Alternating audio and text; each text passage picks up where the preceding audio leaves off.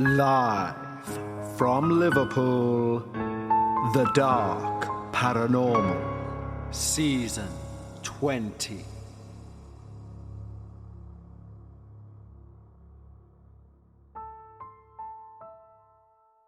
Hello everyone, and welcome to the finale of Season 20 of The Dark Paranormal. A season which, in genuine honesty, has been my favourite season to date. I think we've had some of the best experiences we've ever covered. The interaction with you guys has been phenomenal. You literally make the show. As I've said many times before, this is your show. So therefore, you guys have made this show better. You guys have made this season, in my mind, the best season yet. I've found a renewed love of both the paranormal and podcasting, which I didn't even know was waning until this season, when I enjoyed this season so much. So long may that continue on into season 21 and all other seasons which follow. And let's keep building this, what feels like a close-knit community, although it's in the hundreds of thousands, of people of like-minded paranormal enthusiasm. This show, The Dark Paranormal, kind of stands out as an outlier in terms of successful podcasts. And in today's day and age, where any celebrity is given a topic and therefore a podcast, just as a way of generating money for a higher network of some sort, we don't operate like that, nor have we ever. I am not a famous person. I am a paranormal enthusiast who literally started this as a hobby in order to try and communicate to people of a similar mindset. And it's quite unique that someone who isn't on TV, isn't a household name, has managed, due to your support and your ongoing interaction with the show, to keep a show that's literally ran by a guy who records in an attic space, up there with some of the big names of the paranormal podcasting world. And that's down to you. So, Season 20 has been huge for me in terms of milestones, and I wanted to take this time at the finale to say the biggest thank you to each and every one of you for A, allowing the show to get this far, and B, continuing your support of this independent podcast, especially in a world now drowned with celebrity podcasts. It's the realism of you guys that you send me every week that allows this show to be a standout, unique type of experience. So from the bottom of my heart, genuinely thank you. Now, of course, we are going to mention our Patreon soon, but I do want to say, if you want to support the show in any other way, just subscribe to the show. That helps us massively. Leave us a nice review or tell your friends. Of course, they're all free ways to help the show, and they're just as important as anything else. Now, of course, our Patreons will have received this finale ad-free and before anyone else. But if you are listening to this on Friday, the day it's scheduled for public release, then you have around about maybe 10 hours. Because at midnight on the Friday of the release of the finale, UK time, the free week offer will end to the highest tier of our Patreon. And you can go over there for a full week and be able to experience the entire back catalogue of Dark Bites episodes, coming in at well over 100 hours worth of content for you to binge maybe whilst we're off air for a few weeks, as well as to experience our wonderful community over there on Patreon. And it is the one thing I keep banging on about because I think it's such a spectacular and unique thing. And even though that community is made up of skeptics and believers, the level of support and the level of camaraderie over there is a breath of fresh air in the paranormal community, a place where usually hierarchies are formed, etc. They are non-existent within our Patreon team.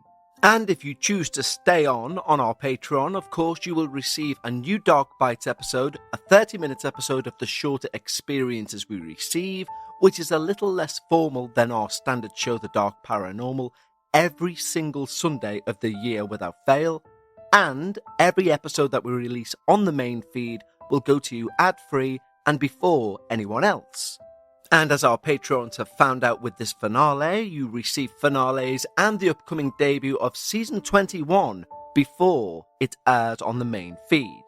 Now, if that sounds like your thing, head over to patreon.com/The Dark Paranormal. Just like the following wonderful new team members have: Nicole Calorie, Zero, Rachel Sorchik, Jacqueline O'Reilly, Hannah Boss, Disgusting, Caroline Jonkman, Rosie Root, Kimberly Delgado, Lauren Sweetlick, Laurel Luna, Emma Mallison, David, GN, Ryan Spillman, Diaz Churchwood, Vivek Hockstad, Saliel, Devona Fisher, The Karate Fan, Carrie, John Featonby, Rose Holmes, Frank, Cindy, Mary Malcolm Sanders, Kristen Estevane, and Kaz Spiteri. Thank you so much, guys. Genuinely, you keep the show going. You are the blood that allows the show to live. So if any of you guys wish to join our wonderful team at Patreon and it sounds like your thing, where you'll get, of course, ad-free early access and a Dark Bites episode each week, as well as access to that back catalogue, head over to patreon.com/The Dark Paranormal. But before we hit today's episode, which is coming within a few seconds, a quick reminder that we still need your stories and always will. We used to have open and close times for submissions. That does no longer stand. Just head over to thedarkparanormal.com, click on Submit My Experience, and regardless of its length, we will find it an audience, because that, at its core, is what this show is about. Sharing real paranormal experiences so we can all gain more knowledge about a subject and topic we all love.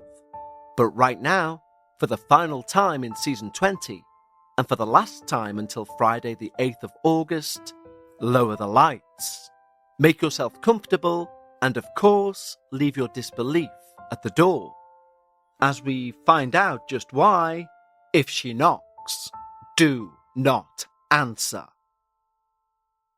Hello, Kevin. As you will tell from reading my email, due to the content, names and places have been changed for obvious reasons. However, I will state for this story my name will be John, and the location is in Northern Europe. However, not at the places specified. There are various legal reasons why I can't divulge even locations, as you will see. My experience took place a few years ago. It was after a very horrific divorce, and I do mean horrific. It was also at a time in the country that I live and work where there was a strong feel amongst employees around my particular sector that it would be good to send people under duress or stress to what we would refer to as wellness clinics, if they met up to the criteria. In my experience to you, I'll state I'm a procurement manager. That is not my role. In my real role, stress is a very real thing, and coupled with a heavy divorce, well, let's just say I was more than enough of a candidate for one of these wellness retreats. Thankfully, this practice has now ended after a touch of scandal happened about 12 months after my stay. I'm trying to be as informative but as vague as I can for very obvious reasons. But I will say that the retreat I attended was already a building with a quite dark history. It was once, apparently, some very wealthy person's home. It was later a hospital for Nazi soldiers, and then became a psychiatric hospital, before eventually being refurbished for this wellness initiative. I should state I've added this part on at the beginning of my email, although the email was written about 3 days prior, just so you and the listeners can at least have a visual of the type of building this was. Imposing. Almost terrifying, really, looking back. It was set really far out from the city, but I mentioned that in my following email. I've been a long-time listener to your show, but I never thought I would be writing to you. I'm not someone who believes in ghosts. I enjoy ghost stories and paranormal stories, etc., but I don't believe in paranormal experiences as such. Or at least, I didn't. What happened to me at my wellness retreat in Switzerland a few years back, it left me questioning everything I thought I knew about reality. I'm writing this because the events didn't end when I left that place. They followed me home. Just last month, something happened that made me realize something I thought had ended had not, and I needed to get this story out there, if only to see if anyone else has experienced anything slightly similar. I should mention up front, I was in a very vulnerable state when all of this began. My company had sent me to this retreat after I'd taken significant time off work following a very messy divorce. The workplace assessment suggested I needed intensive mental health support in a controlled environment. These mental health wellness places were kind of picking up pace at the time within the field I work.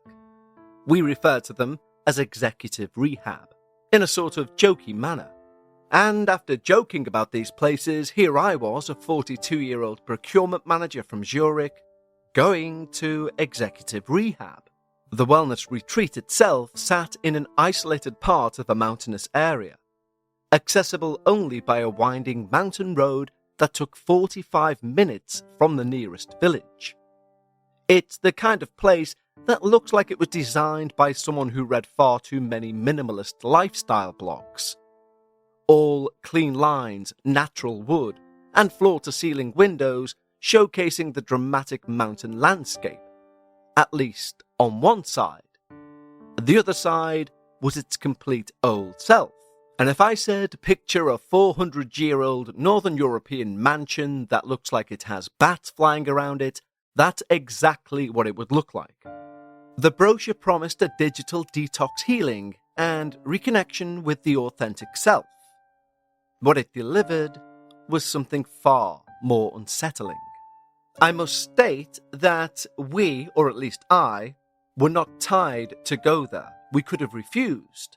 However, at this point in time, it was very much frowned upon if a company in my line of work offered you this wellness retreat and you declined the offer. It would look very bad for you going forward. My point being is that although it was allegedly a voluntary stay, it was very much a case of stay or potentially lose your job. So of course, you agree. From the moment I arrived at St. Andrews, everything felt sterile and controlled. They took our phones, laptops, even my smartwatch. Complete disconnection from external stresses, the intake nurse explained with a practical smile. The facility housed maybe 20 guests at any given time, all dealing with various sorts of burnout, anxiety, or what they euphemistically called life transitions. The staff were professional and courteous, but they definitely kept an emotional distance. Polite smiles, therapeutic language, but no real warmth. My bedroom was sparsely furnished, a single bed, a desk with a chair, a notepad and pen, and an ensuite bathroom. The walls were bare, except for one irritating motivational quote about embracing change. Meals were communal affairs in a bright dining hall, and our therapy sessions were scheduled throughout the day, both individually and as a group. Our evenings were meant for reflection and journaling. It was on the second afternoon that I first noticed her. I was walking to my afternoon therapy session, and I caught a glimpse of silver hair turning the corner ahead of me. Just a flash. An elderly woman shuffling round that corridor corner with deliberate, careful steps. She seemed to be sneakily following another guest, staying maybe 5 feet behind them. But something about her movement struck me as odd. I couldn't place what it was, though. Later that evening, during the communal dinner, I found myself sat opposite a guy called Mark. He was an American, maybe 45, and dealing with what he called a midlife career implosion. He'd been at the retreat for 3 weeks. "You'll get used to the routine," he said. eating his dinner. Though you'll notice the demographic here is pretty specific. All the women here are roughly the same age, late 30s to maybe mid-late 40s. They don't take in older guests, liability issues or something similar. I thought immediately about the silver-haired woman I'd seen. "That's interesting," I said to him. "I could have sworn I saw an elderly woman earlier today, in the corridor near the therapy wing." Mark looked puzzled, his fork halfway to his mouth. "Nah, definitely not. There's no one here that old. But," and he leaned in conspiratorially, "watch out for the guy with the wide eyes. Peter, I think his name is. He's intense. He just stares at people during any group sessions, even at dinner." Well, I hadn't noticed Peter yet, but Mark's description would prove prophetic. The first week passed uneventfully, though. I attended my sessions, I participated in group therapy, I tried to process the emotional wreckage of my divorce.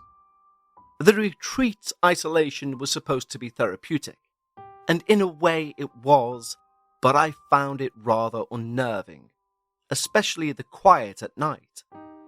At night it was so silent, it felt oppressive. It was during my second week that things began to feel off. Small items started disappearing from my room. First, my pen that I used to journal with. Nothing significant, easily misplaced. But then my reading glasses vanished from my bedside table. There were not many places to search, but I searched everywhere before reluctantly asking the cleaning staff if they've moved them. They seemed confused and said to me they've never touched anyone's personal items. 2 days later, my leather wallet disappeared from the desk drawer where I'd locked it. This time I was much more insistent with the staff. The facility coordinator, a stern-looking Swiss woman, took my complaint seriously enough and promised to investigate.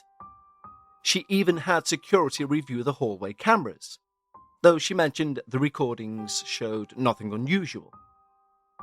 "Maybe it's the stress of the adjustment. It's affecting your memory," she suggested, gently, not realizing how condescending that was. "It's not that uncommon in the early phases of treatment," she went on to say. Interestingly, I wanted to argue, but doubt crept in. Was I misplacing things and forgetting? I know the divorce had left me broken, scattered to the wind. And the retreat's enforced simplicity was more disorienting than I'd expected. Then, on a Tuesday morning, everything returned. I woke to use the bathroom around 6 a.m, and I nearly jumped out of my skin.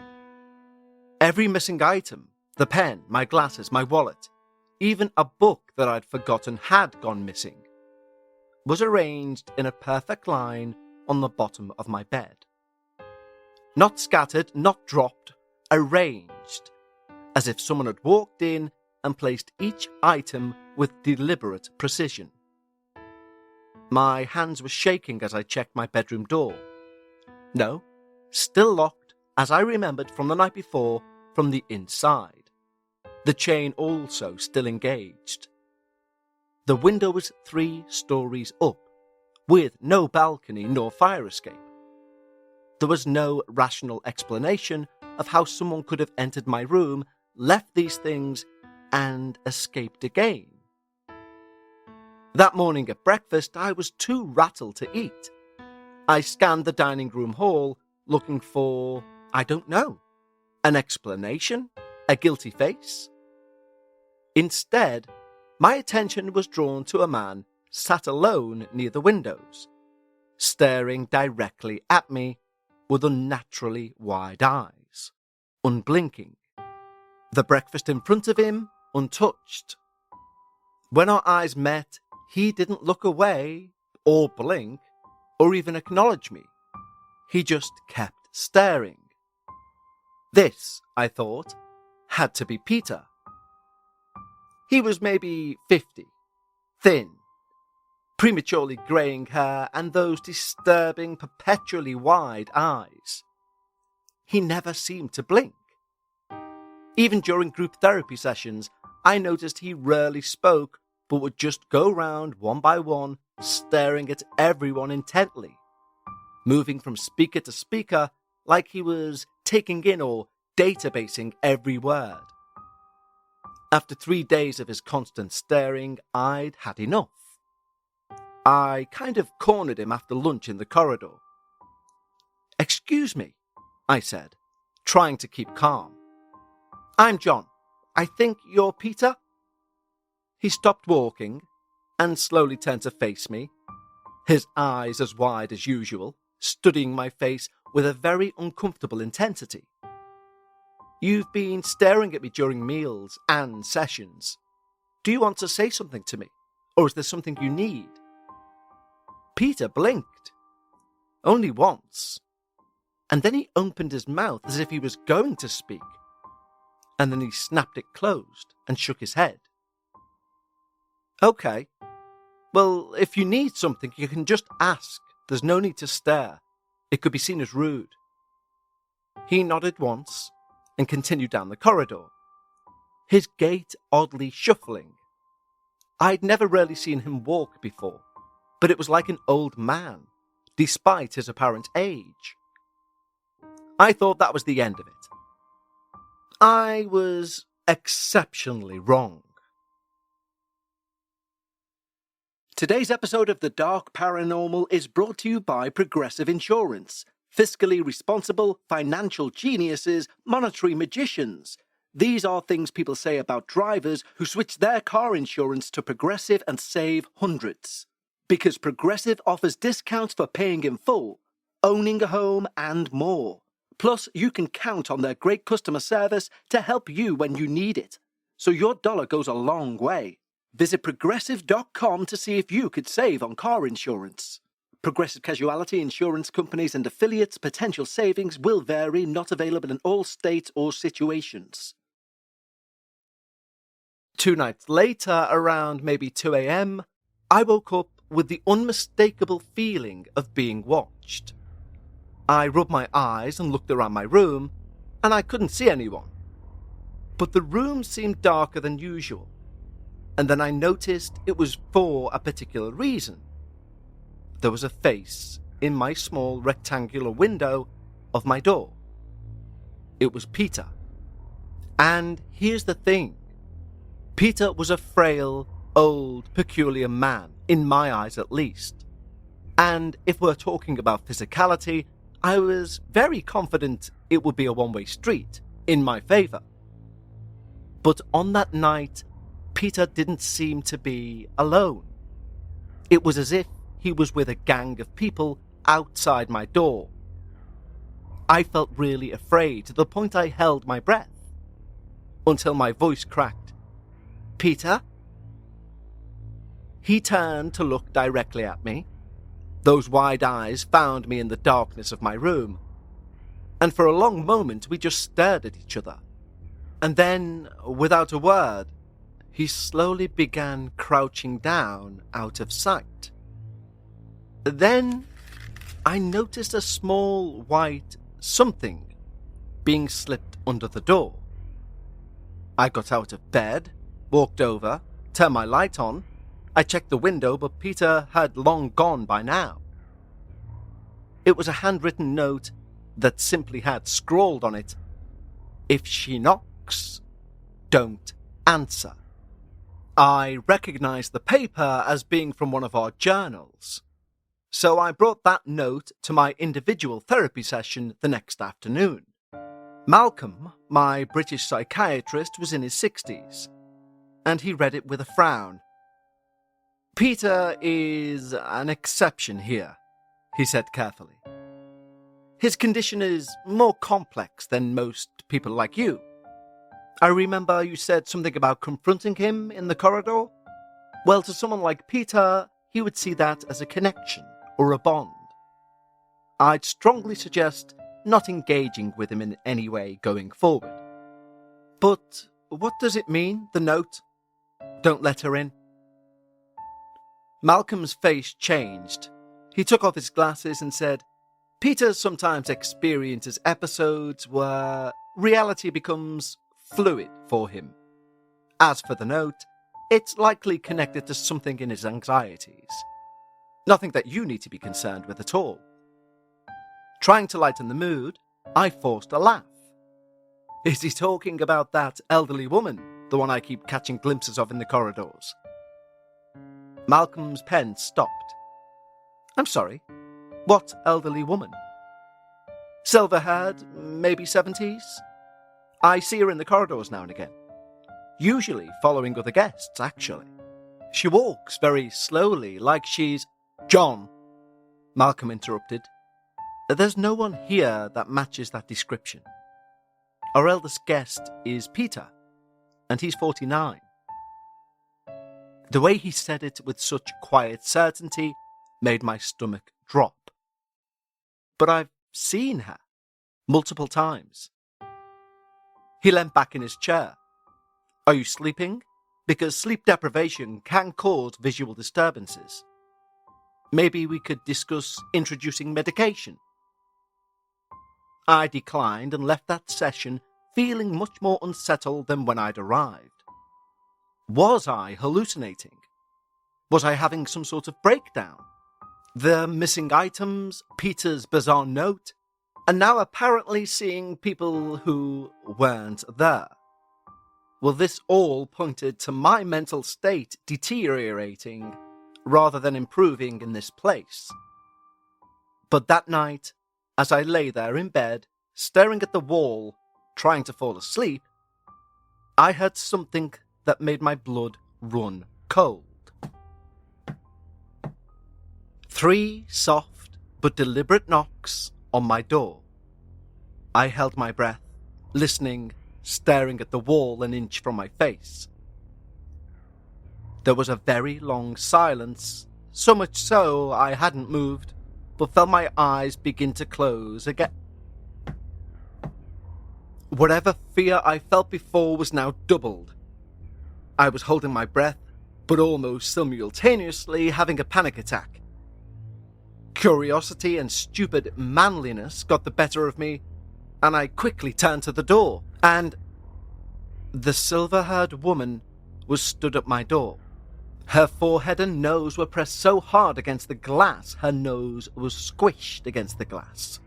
Her face was straight on, but her eyes almost coming out of their sockets to the right to stare at me. Immediately hoping in the darkness she hadn't yet saw me move, I threw myself back against the wall, at which point she let out a slow, low croak sound. Without moving my body so not to draw her attention, I slowly swiveled my neck, really cranking it so I could look straight at the door with making as less movement as possible. And it was at this point she slammed her entire face against the window. I spun my head round so fast I genuinely pulled a muscle in my neck, but I stayed still and stared at that wall until daylight started to seep through the blind of my window. My final week at St. Andrews passed in a haze of increasing anxiety. The therapy sessions felt increasingly pointless, as I struggled to distinguish between my genuine emotional processing and what might be the signs of a psychological break. But I knew I wanted out, which meant I needed to play a game. So I mentioned nothing to Malcolm, agreeing that I was now personally convinced my previous episodes were also stress-related, and that was clear to me now. In reality, I could not shake the feeling that something was fundamentally wrong with that place, or with me, because I continued to see the silver-haired woman. She was still following other people from a short distance, and always as she turned a corner. The one difference now is before turning the corner, she would stop for about maybe 3 seconds before carrying on. Peter's staring intensified, but I kept my distance after Malcolm's warning. Still, I would often feel his wide eyes tracking my every movement during group sessions and meals. Strange little incidents began punctuating my days. During breakfast once, I watched as a fork slid on an empty table about 6 inches across the table with no apparent cause. No vibration, no movement from anyone nearby. No one else saw it but me. Then there was the lights flickering in the therapy room. During a group session. Again, no one brought it to anyone's attention. And I didn't feel like I should, just in case it wasn't really happening. Then, on 2 separate nights, for 2 separate occasions, my bathroom toilet flushed in the early hours. I suppose each of these could have had a rational explanation, or at least a slightly plausible one. It's an old building. Mountain weather can affect electrical systems, and my own stress manifesting in misperception. All of these things could be valid explanations. In fact, I needed to believe that's what was happening. My act of being completely cured and feeling fine must have worked because Malcolm came to me to say that if I so wished, I could leave earlier than was planned. And believe me, I wished. But the night before my departure, I couldn't sleep.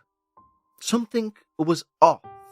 Not dramatically, but like a note being played slightly off key. The silence in the corridors seemed heavier than usual, like a pregnant expectation. Around 2 a.m, as I'm laying facing the wall as usual, trying to force myself to sleep, this time I didn't move, I didn't even breathe, and the only thing that came to my mind was Peter's note. If she knocks, don't answer. Whatever instinct has kept humans alive for millennia was screaming at me to stay still. And then, that horrid croak. It was her. I didn't need to look to know. Thankfully, I remember locking my door. At least, I think I did. I hoped I did. Did I lock my door? Finally, silence returned, and exhausted with anxiety, I dropped off at some point.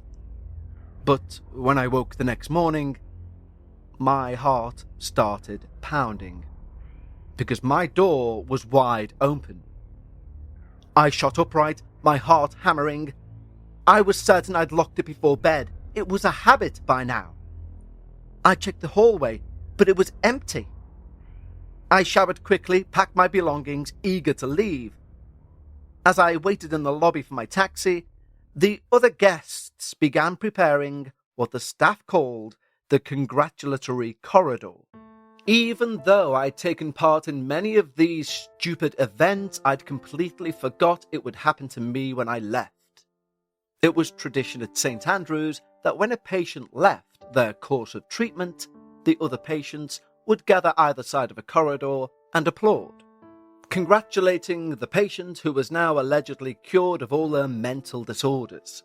It was meant to be uplifting for the patient leaving, and it genuinely seemed to be so for those who had left previous to me.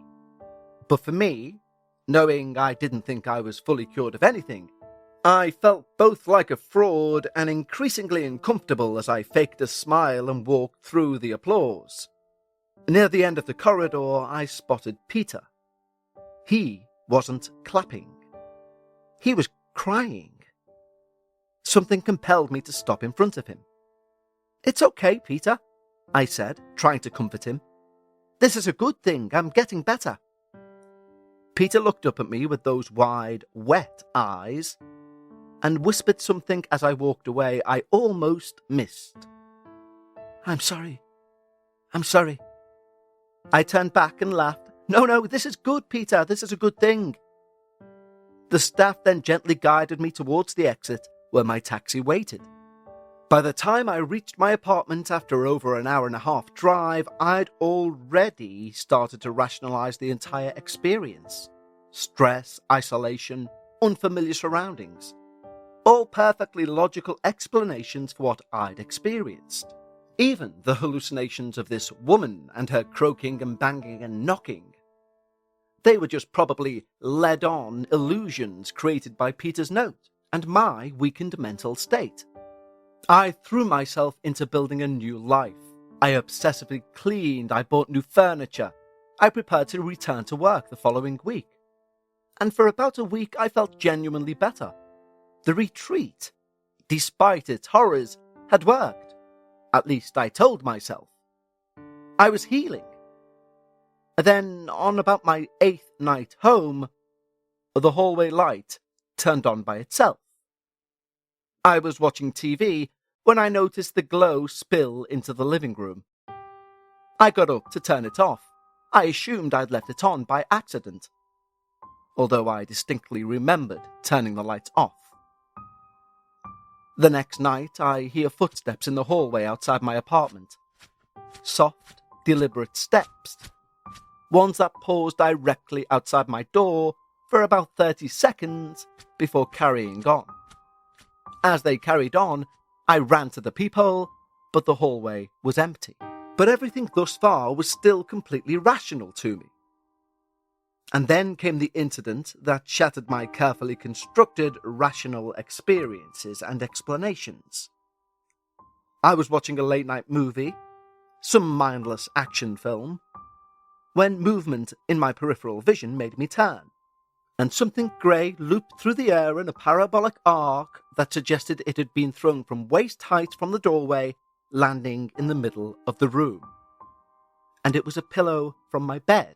Now, despite the fact my bedroom was 2 rooms away from where I was, this pillow didn't just flop into the living room. It was thrown. It was thrown in a looping trajectory, meaning it was thrown from low to high to my floor, meaning something physical had thrown that pillow. Feeling much more confident in my own apartment, I ran through each room, but I was the only one in the apartment. All the doors and windows were locked, and I was on the 4th floor. I walked back into the living room in a daze.